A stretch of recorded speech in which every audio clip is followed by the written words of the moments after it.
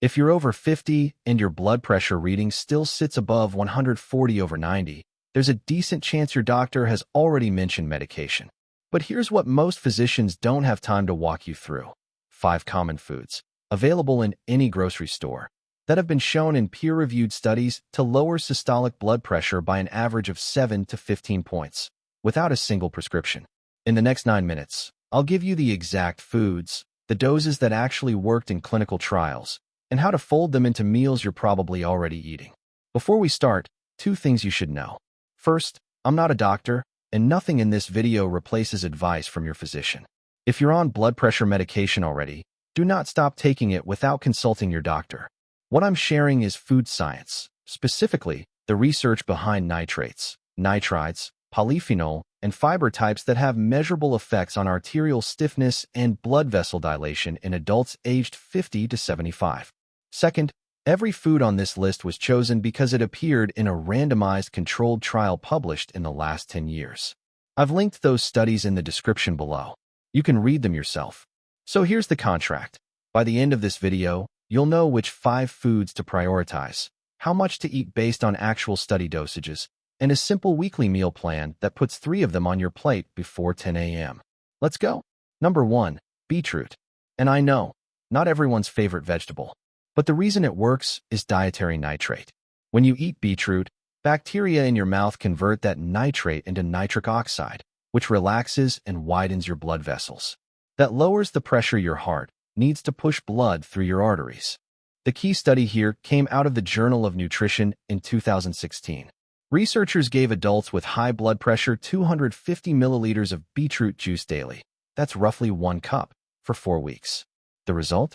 An average drop in systolic blood pressure of 7.7 mmHg of mercury.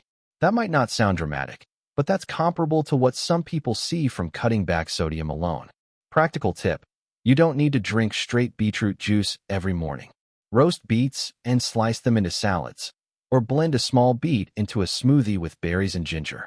If you go the juice route, 1 cup in the morning is the study dose. Just don't brush your teeth immediately before drinking it. The mouth bacteria I mentioned need about 2 hours to do their job. Number 2, garlic. Specifically, raw or lightly cooked garlic that still contains allicin, the sulfur compound formed when you crush or chop a clove and let it sit for about 10 minutes before heating. A 2016 meta-analysis in the journal Nutrition pooled data from 17 trials. The finding?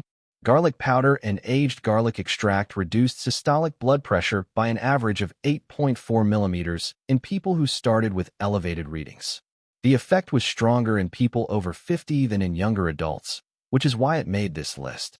The effective dose in most trials was between 600 and 1,200 milligrams of aged garlic extract per day. That's roughly 1 to 2 fresh cloves if you're eating it in food.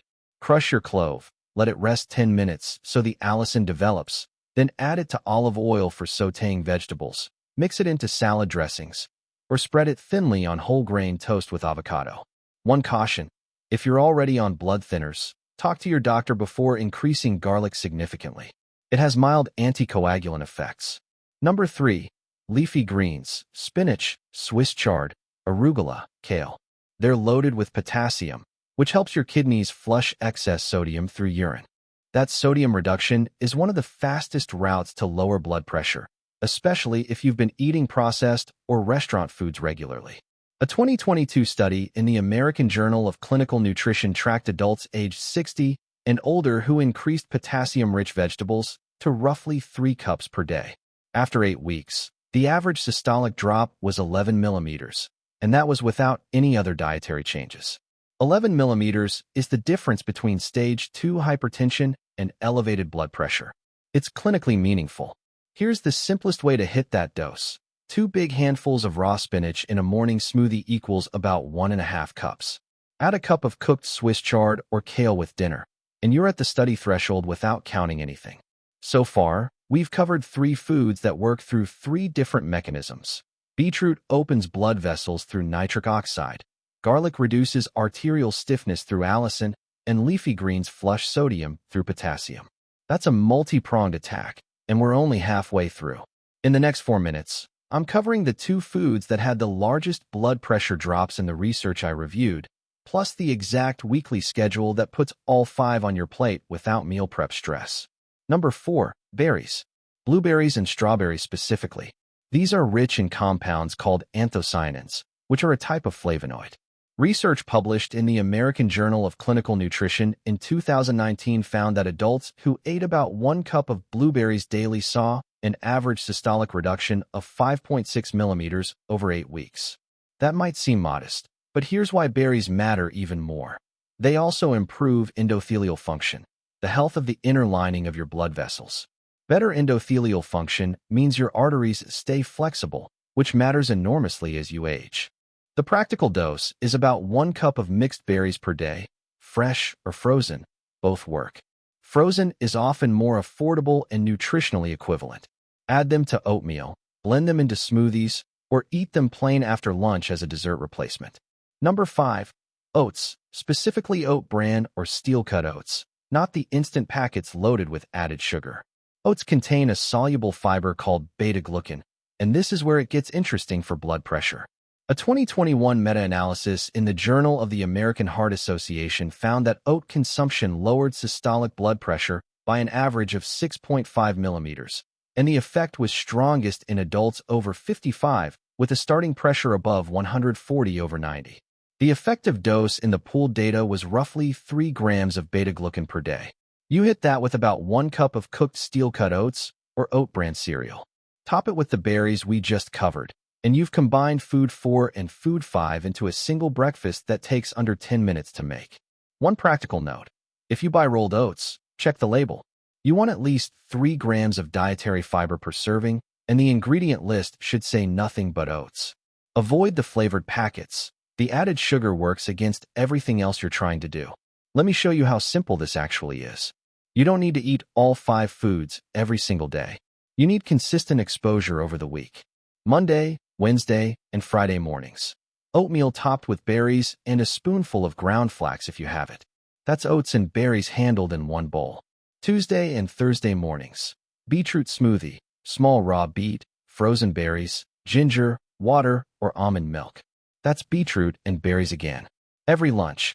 Big salad with at least 2 cups of raw spinach or mixed greens. Drizzle the dressing with olive oil and crushed garlic. That's your greens and garlic. Saturday and Sunday, flexibility. Maybe roasted beets with dinner. Maybe garlic sautéed Swiss chard. The point is, by Friday you've already hit meaningful doses of all 5 foods without a diet overhaul. So, beetroot, garlic, leafy greens, berries, oats. 5 foods. 5 mechanisms.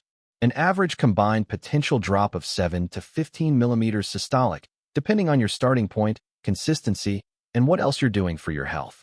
Remember, these are foods, not miracles.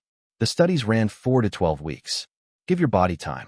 Track your morning blood pressure with a home cuff, same time, same arm, before coffee, and look for the trend over 6 to 8 weeks, not the daily wobble.